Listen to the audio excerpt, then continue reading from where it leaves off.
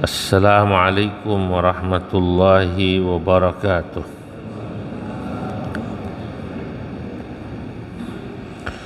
Alhamdulillahi rabbil alamin. Wassalatu wassalamu ala asyrafil anbiya wal mursalin, sayyidina wa habibina wa syafi'ina wa maulana Muhammadin wa ala alihi wa ashabihi wa man tabi'ahum bi ihsan ila yaumiddin, amma ba'du. Pagi ini alhamdulillah kita dapat berkumpul untuk ta'lim rutin kajian kitab hikam. Bismillahirrahmanirrahim. Qala al-musannifu rahimahullahu ta'ala wa adaman naf'a bihi wa bi barakati ulumihi wa bikum amin. Fa idza tahaqqaqal muridu, maka tatkala sudah menjadi nyata al muridu, seorang yang menuju Allah, bihadhil maqamati, dengan maqamat zuhud. Fi zuhdi, orang kalau sudah sampai tingkatan zuhud, ya, aujulluha kana amaluhu kulluhu aziman kabiran. Orang kalau dia sudah bisa zuhud hatinya, kemarin kita bahas orang yang zuhud itu dia sama dunia hatinya adem. Maksudnya adem itu enggak ada rasa. Dikasih jabatan biasa aja, nggak punya jabatan biasa aja, lagi kaya biasa aja, lagi melarat biasa aja. Karena ada orang kalau lagi melarat sedih, lagi kaya dia bangga, nggak punya jabatan gelisah, punya jabatan gembira. Nah, kalau orang kayak gitu belum zuhud. Kalau orang zuhud biasa aja, ngaji dapat senderan biasa, nggak dapat juga biasa aja lah. Ya. Nah, kalau udah bisa zuhud begini, kana amaluhu kulluhu aziman kabiran, dia punya amal ketika dia sholat, dia puasa. Nilai puasa orang yang dia hatinya zuhud, nilai sholat orang yang hatinya zuhud, kabiran wa aziman fil makna indallah, di sisi Allah nilainya, maknanya besar. Wa in kana qalilan, walaupun mungkin kelihatannya sedikit, fil husni, dari sisi baiknya atau banyaknya, indan nas, di sisi Allah, di sisi manusia. Ada orang mungkin sholat sunnahnya itu nggak banyak, ya 2 rakaat, 4 rakaat, wiridannya juga nggak terlalu lama, ya mungkin 5 menit 10 menit. Tapi memang orang ini hatinya zuhud. Nah, mungkin kata orang, orang kok sholat sunnahnya minimalis amat ya, kayak rumah, wiridannya juga minimalis, doanya juga nggak terlalu panjang, minimalis. Kalau kata manusia mungkin orang ini dianggap minimalis, tapi kalau kata para ulama sufi, ketika orang tersebut hatinya zuhud, di sisi Allah gede nilai daripada daripada orang yang kelihatannya masya Allah, ya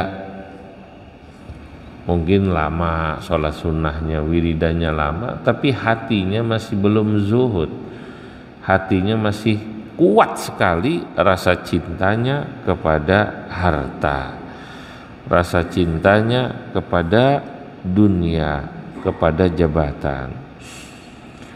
Wahada yang demikian ini makna qaulihi ta'ala, makna qaulihi alaihi salatu wassalam adalah makna daripada ucapan Nabi Muhammad sallallahu alaihi wasallam.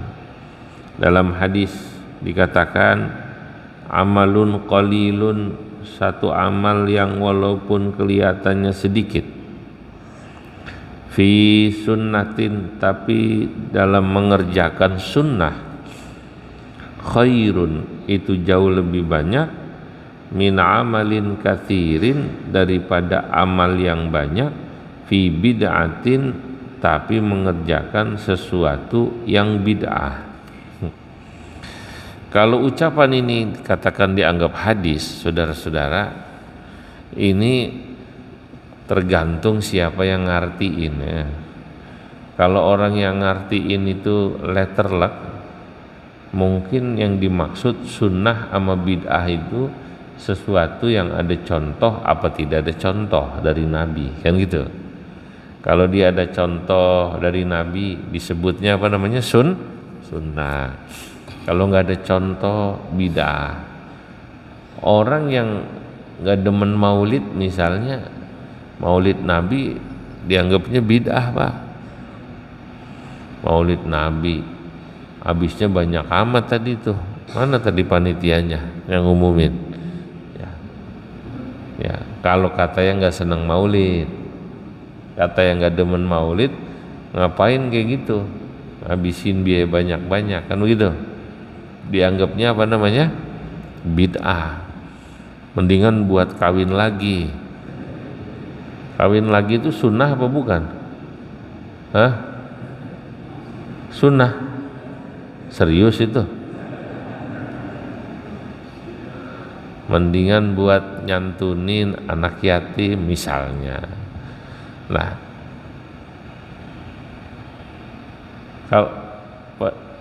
kalau orang mengartikan sunnah bid'ah itu dalam arti sempit, ya maulid Nabi kok bid'ah ya, mencintai Nabi yang enggak bid'ah ya. Mencintai Nabi kok bid'ah, kan aneh. Baca sholawat kok bid'ah. Nah, saudara-saudara, tapi yang dimaksud oleh para sufi bid'ah di sini makna yang lain, dalam arti makna yang luas. Wa ayyu bid'atin a'zamu wa asna'u min hubbid dunya. Kalau katanya orang yang beramal banyak tapi bid'ah itu jelek, sekarang mana ada bid'ah yang lebih jelek daripada hubbud dunia? Nah, kata tasawuf. Kalau para sufi mengartikan bid'ah itu luas, termasuk hubbud dunia itu bid'ah juga. Sama seperti juga orang mengartikan sunnah. Sunnah Nabi itu bukan cuma sholat sunnah, bukan cuma miara jenggot gitu loh. Senyum juga sunnah Rasul. Ada orang negor orang lain gara-gara nggak miara jenggot. Karena saya juga pernah ditegur Pak, gara-gara nggak punya jenggot. Ya, Bapak kan tahu ya sunnah Nabi ini, jenggot ini, miara jenggot. Ya, a'fus syawarib wa a'ful lihyah, qassus syawarib wa a'ful lihyah. Cukurlah kumis, peliharalah jenggot. Anda tahu kan kalau itu sunnah? Tahu. Kenapa nggak dipelihara tuh jenggotnya? Ya sunnah Nabi kan banyak Bang. Senyum juga sunnah Nabi. Daripada situ miara jenggot tapi merengut terus gitu. Paham nggak kira-kira? Ya miara jenggot itu salah satu sunnah Nabi. Jadi Ada orang merasa mengikuti Nabi, merasa mengikuti Rasul, dia merasa banyak menjalankan sunnah. Sholatnya bagus, puasanya bagus, miara jenggot, bagus. Tapi kalau maaf kepada sesama manusia kelihatan sekali, ya gimana ya, nggak ada senyumnya gitu loh. Ngerasa paling bener, sinis. Nah, yang satu mungkin sholat sunnahnya nggak banyak ya, mungkin juga nggak punya jenggot, tapi orangnya itu baik, ya, senyum, bikin orang senang gitu. Nah ini jangan-jangan ya, nanti di sisi Allah yang dianggap sunnahnya yang bagus, mengikuti sunnah Nabi yang bagus yang ini. Sebab apa? Sebab Nabi Muhammad sallallahu alaihi wasallam dan begitu juga para sahabatnya, begitu juga para pengikutnya tabi'in yang menyebarkan Islam itu, saya yakin mereka kemudian menyebarkan Islam itu sukses bukan karena orang melihat pertama kali dari bagaimana sholatnya, bukan, Pak. Nah, kalau orang belum Islam, Pak, terus ngelihat orang Islam sholat, kan biasa aja, gue juga sembahyang, cuman sembahyang gue beda, kan begitu.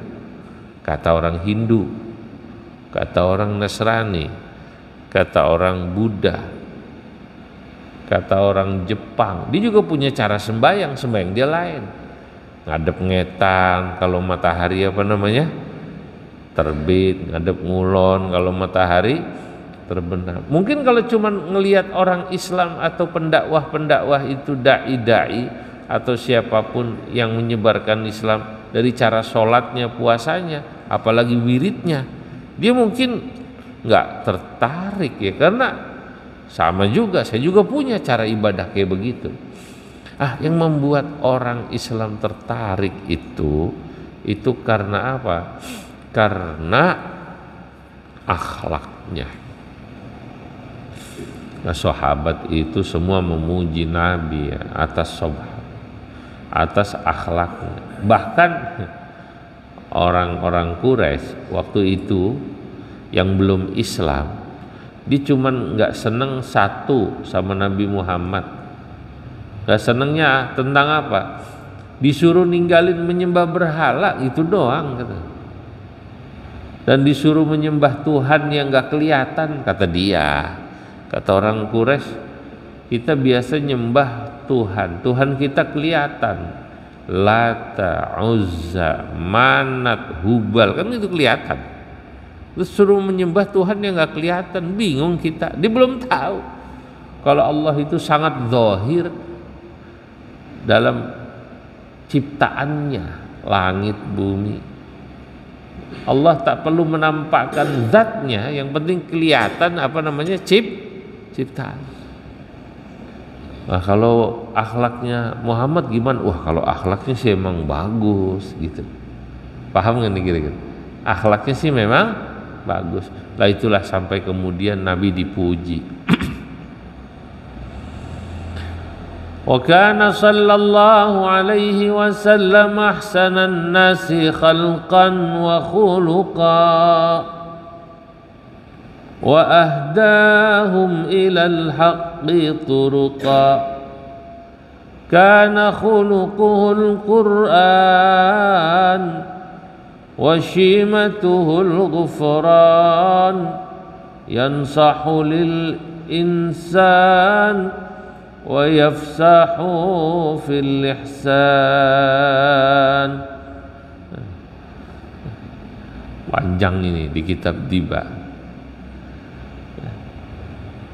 Wa idza takallama faka'anna ad-durru yasqutu min dhalikal kalam wa idza tahaddatha faka'anna al-miska yakhruju min fihi wa idza tabassama an mithli habbil ghamam قال بعض واصفيه ما رأيت من ذي لمة سوداء في حلة حمراء أحسن من رسول الله صلى الله عليه وسلم. Nabi itu digambarkan ahsanan nasi khalqan wa khuluqa, orang yang sangat baik, sangat bagus fisik dan akhlaknya. Kalau bicara itu yang keluar ya kayak ada mutiara jatuh gitu. Kalau lagi ngobrol kanan kiri duduk wangi, orang di sekitarnya itu nggak bosan, Pak. Kan ada orang ya yang kita kalau kumpul sama dia jangan setengah jam, 5 menit aja udah malas ngedengernya.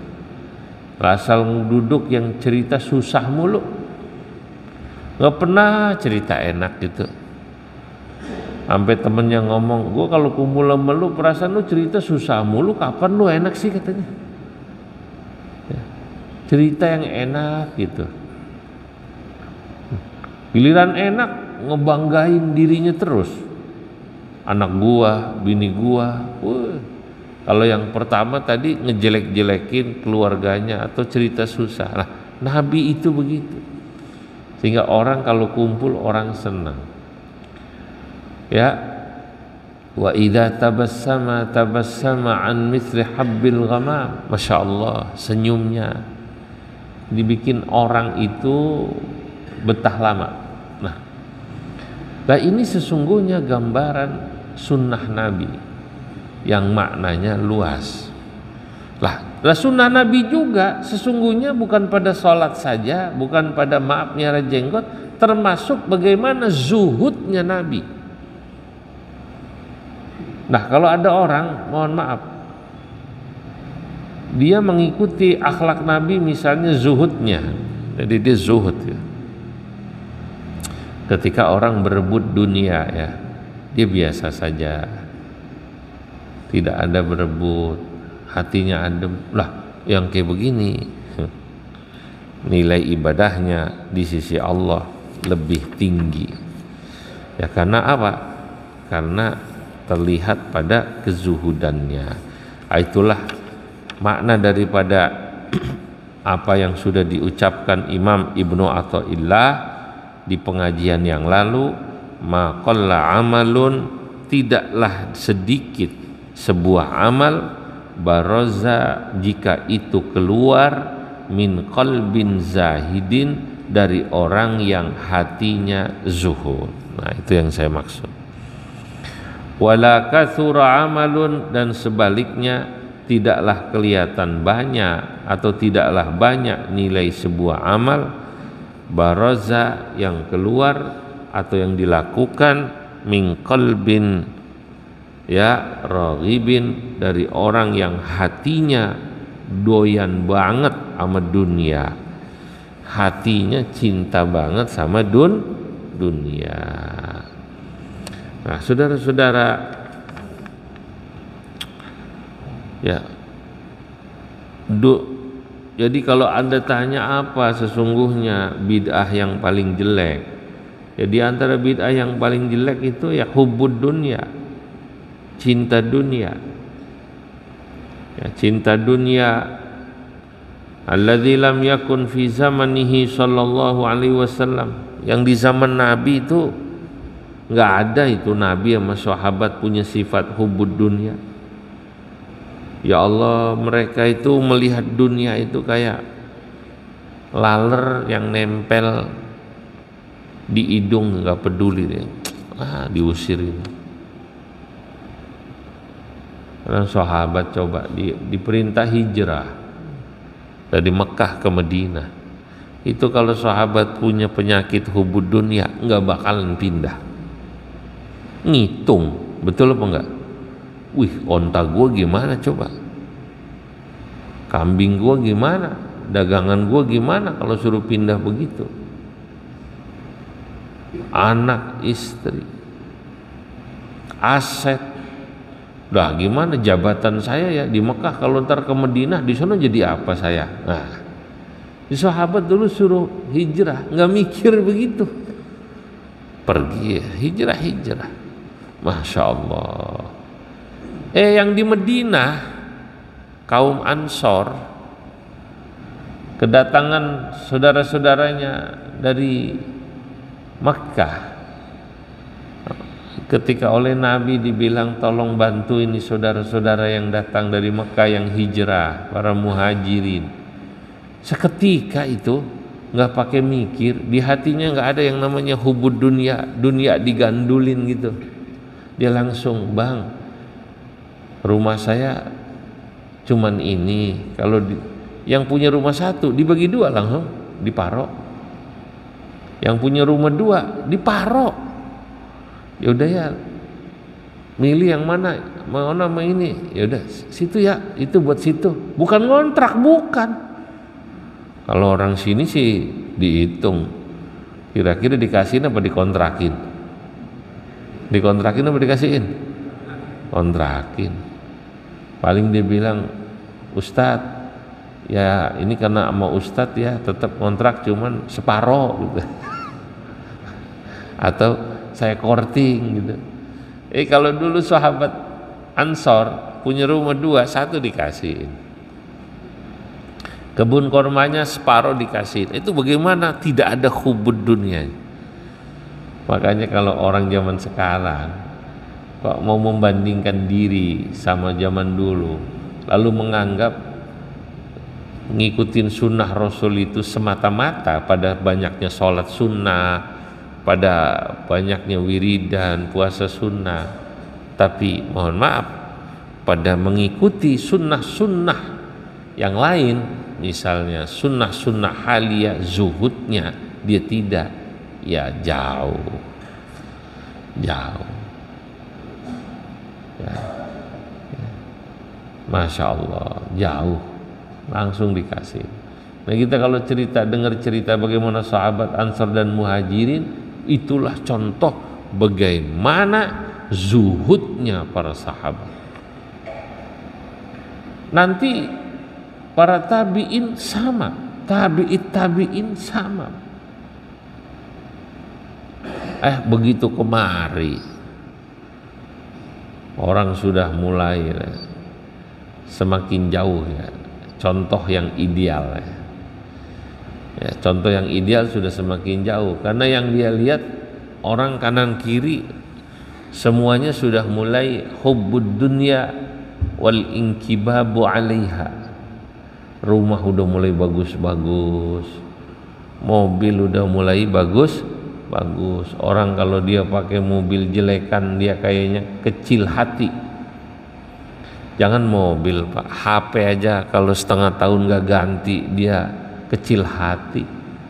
HP lu bagus amat, paling keren nih katanya. Kalau buat moto orang yang hitam bisa jadi putih, langsung ganti HP, langsung bisa mengedit secara otomatis. Atau kalau enggak gitu kita edit kalau masih kurang puas. Jadi semuanya sangat material ya, sangat material. Nah, jadi ini kalau kita ngaji kayak begini ya, kita emang ditegur Pak. Oh berarti selama ini di sini dikatakan hatta zaharatil fara'inatu fabanau wasyayyadu wa zakharrafu. Di zaman Nabi dan sahabat nggak ada orang terlihat hubud dunia, sampai terlihatlah orang-orang yang mengikuti Fir'aun yang kalau dia membangun berlomba-lomba dalam membangun rumah atau gedung-gedung yang tinggi-tinggi dan menghiasnya luar biasa. Fahadhihi hiyal bid'atul haqiqatu, inilah saudara sesungguhnya bid'ah yang sesungguhnya. Fa'amalu haula'i qalilun fil ma'na. Kalau Anda melihat ada orang Kelihatannya sholatnya banyak, puasanya banyak, tapi juga tadi dia berlomba-lomba memperbaiki dunianya, bukan akhiratnya. Berlomba-lomba akan jabatan, berlomba-lomba akan hubbul jah war riyasah, pengen dipuji. Amal orang tersebut qalilun, sebenarnya sedikit, fil makna, dari sisi maknanya. Wa in kana katsiran fil hissi, walaupun kelihatannya banyak, kelihatannya, tapi maknanya sesungguhnya sedikit. Idla harakata biharakatil asbahi, karena maaf la ibrata biharakatil asbahi, karena kita itu ibadah yang dihitung bukan gerakan badan kita nih sesungguhnya. Wa innamal ibratu, sesungguhnya kalau kita tahu ibadah itu yang dihitung benar apa sih? Yang dihitung benar bi khudu'il arwahi, ketika jiwa kita betul-betul sudah tunduk kepada Allah Subhanahu wa taala. Ibadatuz zahidi, karena ibadahnya orang yang zuhud itu saudara-saudara, billahi lillah, sebab Allah, untuk Allah. Saya ulangi nih ungkapan, ini dalam soalnya. Ibadatuz zahidi billahi lillah, karena ibadahnya orang yang zuhud pasti disebabkan Allah, lillah, atau didorong karena Allah, untuk Allah.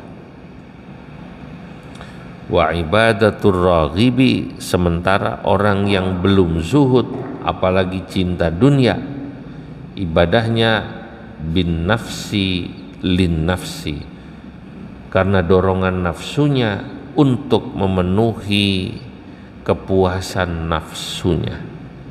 Yang satu karena Allah, untuk Allah, yang satu karena nafsu, untuk nafsu. Yang satu sedekah kadang-kadang untuk nafsu supaya dipuji ya.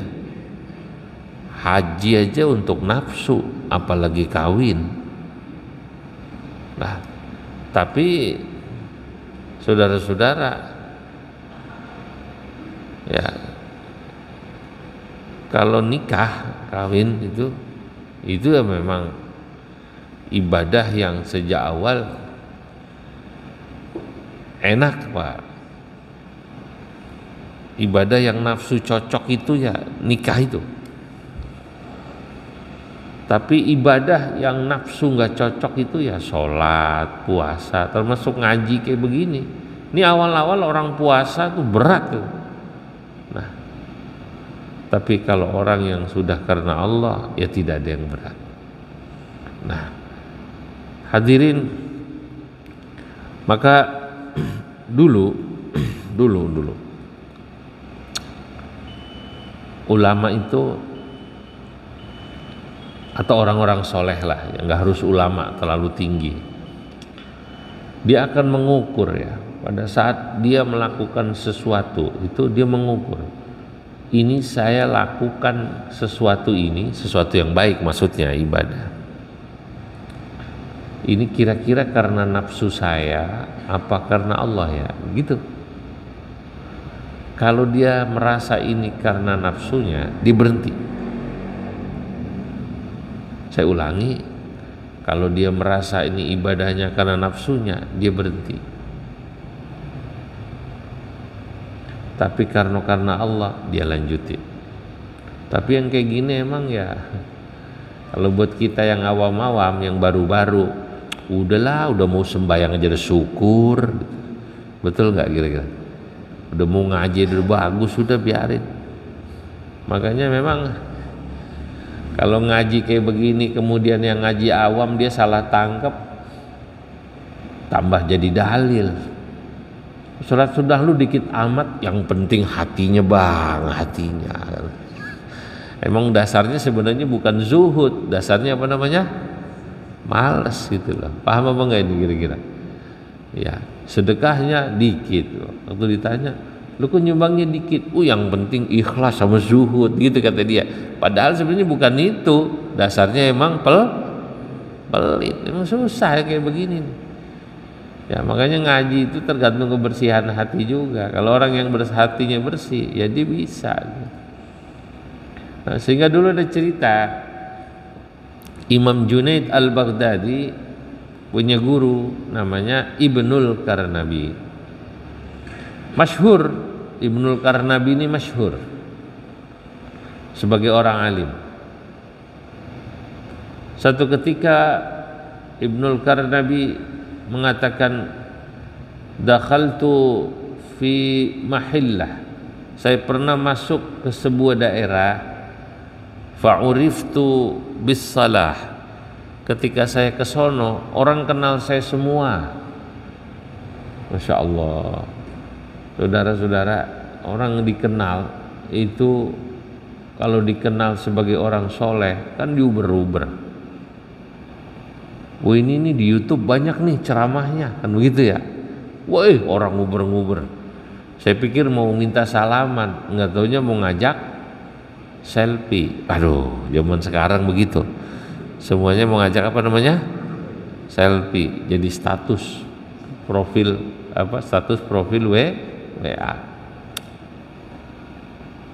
Ibnul Qarnabi, orang soleh, gurunya Imam Junaid, justru ketika dia dikenal sebagai orang soleh, hatinya gelisah.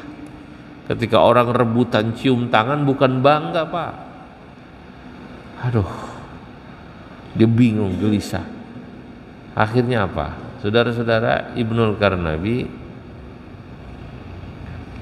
fadakhaltul hammam, akhirnya saya masuk ke pemandian umum. Kalau zaman dulu ada WC umum, pemandian umum, hammam tuh orang Arab bilang.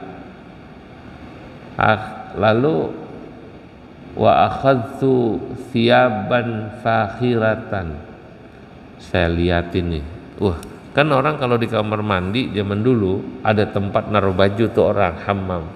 Hammam itu kayak spa yang alami, di mana di situ ada hangat gitu loh. Saya pakai aja nih baju yang bagus punya orang, saya tutupin pakai burdah, selimut saya. Kalau kata kita nih kayak orang nyolong gitu ya, kayak orang nyolong gitu. Ya intinya dia pakai barang orang lah, nggak ngomong.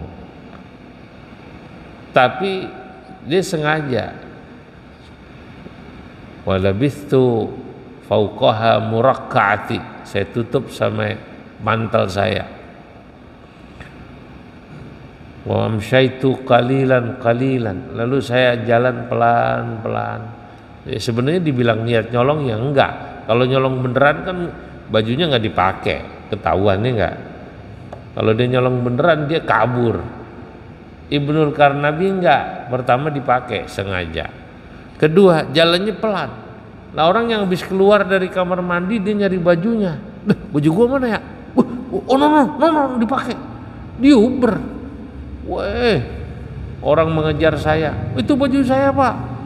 Dicopot. Bapak ini nyolong ya. Bapak ini baju saya diambil. Orang yang di kampung itu, yang tadinya memuji saya, menciumi tangan saya, seketika berbalik. Syatamuni, mereka mencaci saya. Wasammuni lissal hammam, lalu saya disebutnya dengan sebutan pencuri di kamar mandi. Ya apaan itu? Baju orang diambil.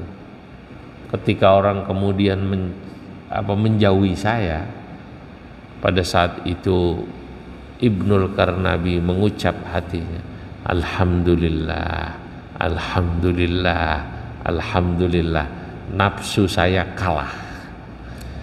Paham apa enggak nih? Ibnul Qarnabi sedang ingin melawan nafsunya, karena nafsu cenderung senang dipuji, betul apa tidak? Tidak suka dicela, gitu loh Pak. Nah kalau kita lagi dicela orang, gak usah kesel. Terus ada orang soleh dulu sengaja pengen dicela. Untuk apa? Untuk tadi biar nafsu yang ada dalam dirinya kalah. Jangan pengen dipuji doang. Itu loh. Jangan pengen kayak jagoan Bogor doang, biar tekor asal kesohor. Nah, qala al-Ghazali, Imam Ghazali ini mengomentari apa yang dilakukan oleh Ibnu Al-Karnabi. Al-arifun, orang-orang soleh zaman dulu, rubama alaju anfusahum, kadang-kadang mereka mengobati dirinya, mengalahkan nafsunya agar bisa sampai kepada Allah dengan sesuatu yang mungkin la yuftihal faqihu, dengan cara yang mungkin seorang ahli fikih tidak akan memfatwakan seperti itu. Itu kalau ditanya sama ustadz yang ngajar fikih, ya dosa, mana boleh nyolong lu, kan begitu. Paham apa enggak nih kira-kira? Ya nanti kalau kata para sufi, ya dia sih sebenarnya nggak niat nyolong. Kalau nyolong masa dipakai? Kalau nyolong masa naik motornya pelan, sama kayak ada orang nyolong motor, jalannya santai banget, bolak-balik terus ke situ lagi. Lah ini nih yang nyolong motor saya. Emang dia sengaja. Kalau dia nyolong beneran, begitu dapat kabur gak kira-kira? Kabur. Nah, yang kayak begini, Pak, ya mungkin Anda tidak akan menemukan, tapi di tempat-tempat lain nanti ada orang-orang soleh begitu. Jangan heran nanti ya kalau ada kiai datang ke satu majelis santai banget ya, cuman pakai kaos oblong, kiai gitu. Dulu ayah saya termasuk yang ngamalin begitu soalnya. Ayah saya dulu ngamalin begitu. Diundang ceramah ke pondok saya, datang cuman pakai kaos oblong, pakai celana komprang gitu. Iya, yang ngikutin ayah saya santrinya malah rapi Pak, dari Jakarta sini rapi, ganteng lagi. Di pondok saya yang diciumin tangannya itu yang ngikutin bapak saya. Lalu saya saksinya, wah diciumin tangannya. Namanya almarhum Haji Jalal. Bapak saya malah tiduran aja, tiduran. Pakainya celana komprang, kaos oblong. Begitu malam yang ceramah bapak saya orang bingung, berarti bukan itu kiainya kan? Gitu. Yang ngikutin ya biasa aja deh. Jadi saudara-saudara, ya itu kadang-kadang melakukan seperti itu. Sampai di sini semoga manfaat. Ya, wallahu a'lam bishawab. Bismillahirrahmanirrahim. Allahumma shalli wa sallim ala sayyidina Muhammad fil awwalin wal akhirin. Wabarik wa radiyallahu tabaraka ta'ala an sadatina ashabi rasulullah ajma'in. Allahumma anfa'na bima 'allamtana, limna ma yanfa'una, zidna ilman wa yaqina. Wa sallallahu ala sayyidina Muhammad wa ala alihi wa sahbihi wa sallam, walhamdulillahi rabbil alamin. Assalamualaikum warahmatullahi wabarakatuh.